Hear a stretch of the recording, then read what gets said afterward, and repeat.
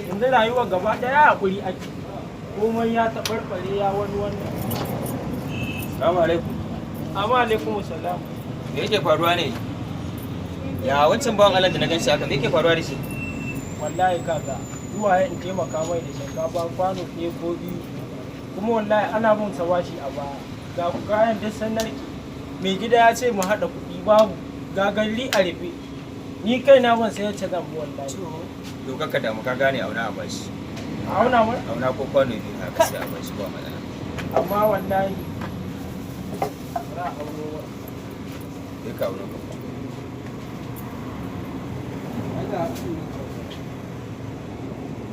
Stop. Stop na so.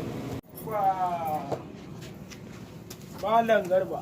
Oke, ka auno? An auno. To shikenan kakka damu. Kwano biyu ka ne san mutane wallahi baka san yanayin da suke ciki ba. ai yanzu Shi sa irin wannan kawai idan mutum ya zo ya ce ma ga uzurinsa wani lokacin ku ya kamata ku dan dinga karɓar uzurin mutane ko ba haka ba. To amma duk da su ma dai mutane ba iya musu. Ka faɗi uzurin ka kai ma ka ce ka babbashi daga baya bai zo ya biya ba ko? wallahi talla ne.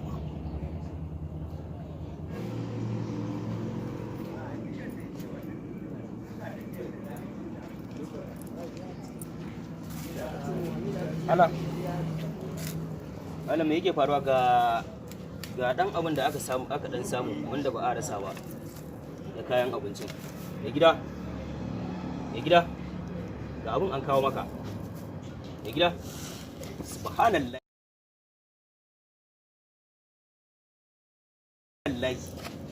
La ilaha illallah wannan ai ya mutu.